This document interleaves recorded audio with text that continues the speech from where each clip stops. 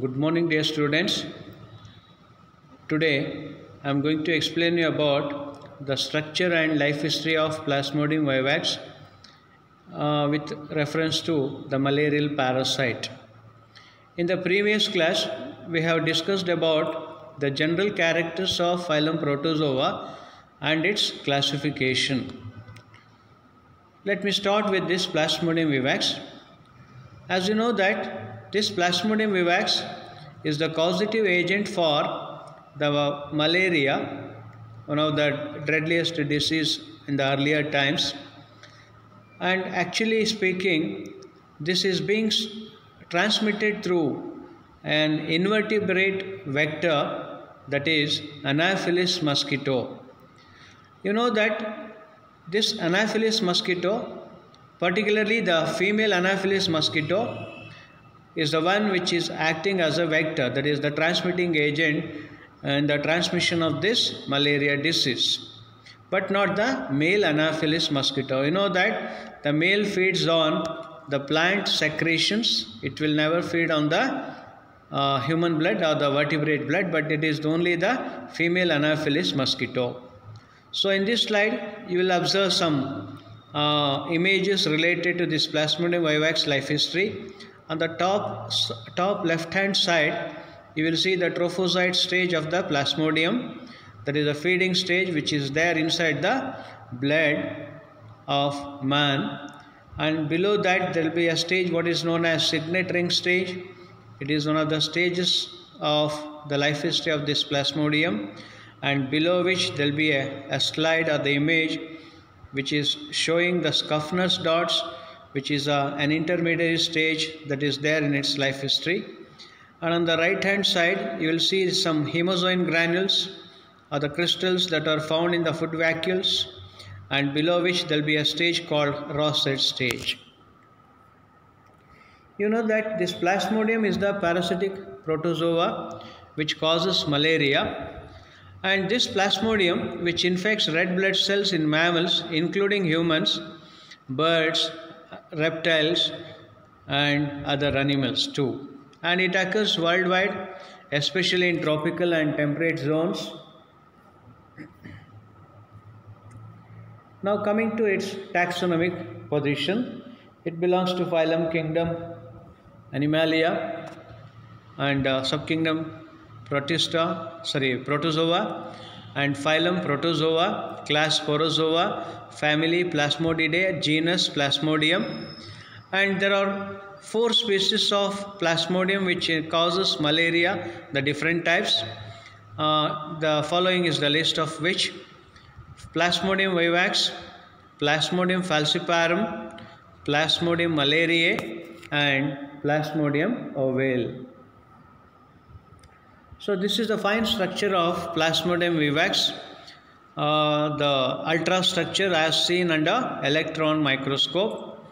And as you observe in this image, you will see that this Plasmodium vivax, it is a small endoparasite, particularly the intracellular parasite, and it is having the cellular organization as it is seen in the diagram. Now coming to malaria in brief. Malaria is a mosquito-borne infectious disease caused by intracellular protozoan parasite, that is Plasmodium, and it is characterized by cycles of shaking, that is body extremities, and characteristic chills, fever, sweating and anemia. And it affects about 500 million people across the world and kills more than 1 million people every year. And it is endemic in tropical and subtropical regions, sub-Saharan Africa, Asia and Latin America. And in India, about 1.5 to 2 million cases are reported, and 1,000 malarial deaths are reported annually, mostly from tribal, hilly and inaccessible areas. Now some other informations about this causative agent of malaria. And as I said earlier, Plasmodium has different species. The first one being Plasmodium vivax, it causes a type of malaria called benign tertian malaria. And Plasmodium falciparum, it causes another type of malaria called malignant tertian malaria, or also known as pernicious malaria, and it is most common and fatal, that is death causing. More number of deaths are caused due to Plasmodium falciparum. Then Plasmodium malariae, it causes another type of malaria called quartan malaria, and Plasmodium ovale, which causes ovale tertian malaria. So below there is a photograph of this mosquito, that is female Anopheles mosquito, which is the vector here.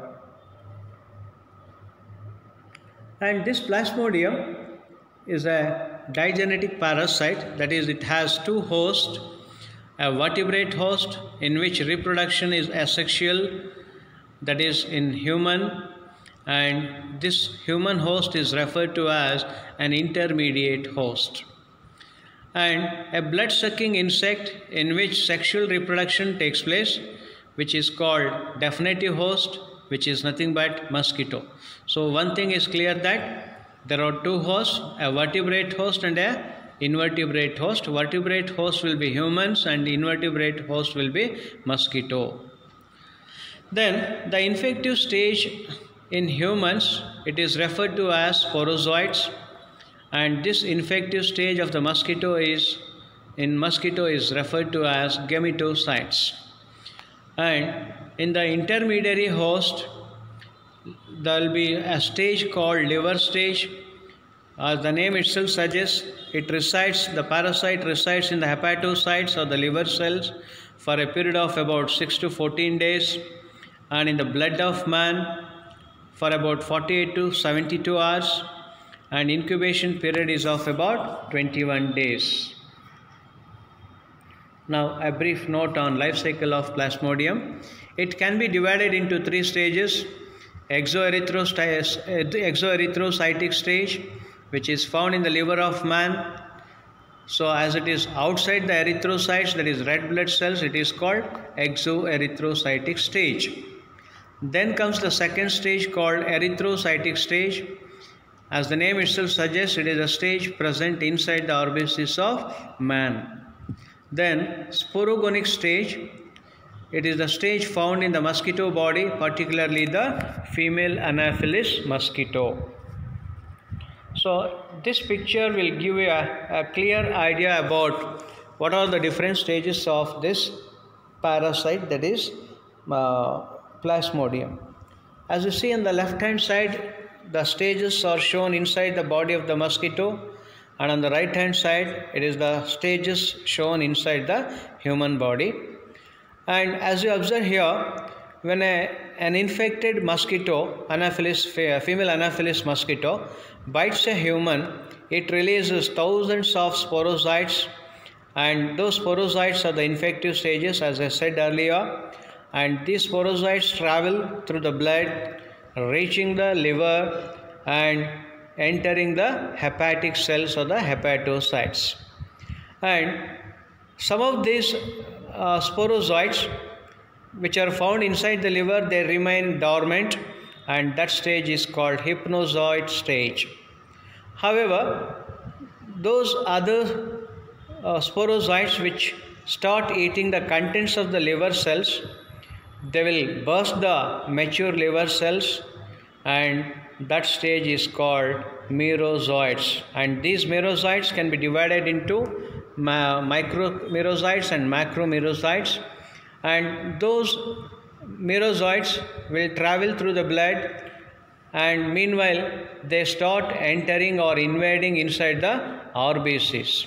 However, some of these merozoites which were released, they enter back to the liver cells and start causing damage to the fresh liver cells.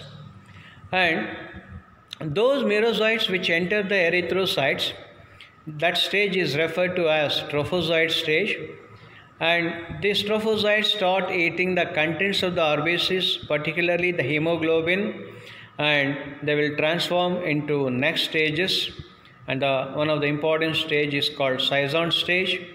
and there are some other intermediary stages too. And as I said earlier, it start eating on the hemoglobin pigment, and that hemoglobin pigment gets transformed into another type of pigment called hemozoin crystals, the photograph of which is already shown in the first slide. And this stage, what is known as erythrocytic scission stage, and these erythrocytic scissions, they damage those RBCs, rupture these RBCs and come out, and that stage is now referred to as gametocytes. And out of these gametocytes, some of them are referred to as microgametocytes, that is male gametocytes, and some are referred to as macrogametocytes, that is female gametocytes.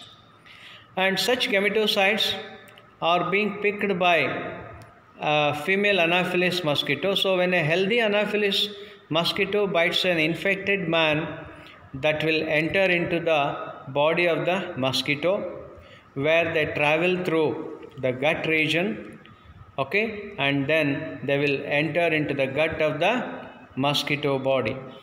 As I said earlier, there will be two types of gametes, microgamete and macrogamete. Micro is a male gamete, macro is a female gamete, and these gametes fuse together to form a stage called zygote, and that zygote start invading the cells of the midgut of the mosquito body, and that stage is called ookinete. And this ookinete will transform into the next stage called oocyst, and these oocysts will burst out, because inside that oocyst there will be many number of stages called sporozoites. And these sporozoites are burst off, they migrate up to the crop region of the mosquito body, and then they travel and enter inside the salivary gland cells of the mosquito body. And when such an infected female Anopheles mosquito bites a human, a healthy human, that sporozoites will be released and the cycle will repeat. And dear students, you should remember one important thing here, that the cycle in mosquito body is said to be sexual phase, and the cycle which is there in humans is referred to as asexual phase, because there will be asexual reproduction that takes place inside the human body. And this stage, it is what otherwise also known as cycle of Golgi, particularly when the parasite is found inside the erythrocytes. However, the whole life cycle that is there in the mosquito body, it is referred to as the cycle of Ross, because it was studied in detail and explained by a scientist by name Ross. So we can divide this asexual phase into, or we can refer this asexual phase into cycle of Golgi, and sexual phase as cycle of Ross. So this is another photograph which shows the life cycle of this mosquito. So as I said earlier, these sporozoites, when their healthy person is being bitten by an infected mosquito, through its saliva, these sporozoites are released into the human body, enter into the blood circulation, and then finally trapped by liver, which is said to be the receptor ligand. And this is what the exoerythrocytic schizogony, it is called exo. As I said earlier, it is taking place outside the RBCs, and it is called exoerythrocytic schizogony, and during which you see that parasite residing inside the hepatic cells start eating on the contents of the hepatocytes, that is liver cells, and asexual replication takes place. It resides for a period of about 6 to 15 days, and finally it will produce about 1000 to 10,000 merozoites. And these merozoites will travel through the blood circulation and enter into RBCs, and that stage is referred to as erythrocytic stage. And as you observe here in this slide, the intracellular parasite found inside the RBCs, and they undergo trophic phase, that is feeding stage, and the young trophozoite is called ring form, that is signet ring form. It ingests the host hemoglobin, and then cytostome, food vacuole, hemozoin crystals, as I have mentioned earlier, which is the pigment referred to as malarial pigment. And as and when a batch of merozoites are released, that infected person's body develops a characteristic chills and fever. So there will be recurrent chill attacks and fever attacks will be there in a infected human individual. So this is what the slide showing erythrocytic schizogony. Students, you observe a clear idea about the type of life cycle that takes place inside the erythrocytes. And as you see here, nuclear division begin in the schizon stage, that will produce 6 to 14 nuclei, and the budding merozoites are produced, and the erythrocytes are ruptured later, which releases the merozoites, and this is characterized by acute febrile attacks, what is popularly known as malarial paroxysms, and it causes periodic episodes of fever, which thing I already told you, alternating with symptom-free periods. So this is another photograph of the slide showing the life cycle inside the RBCs, and the cycle, as you see here, the stage is referred to as erythrocytic schizogony, and that will produce cells called finally the microgametocytes and macrogametocytes, collectively known as, and individually they are known as male gametocytes and female gametocytes.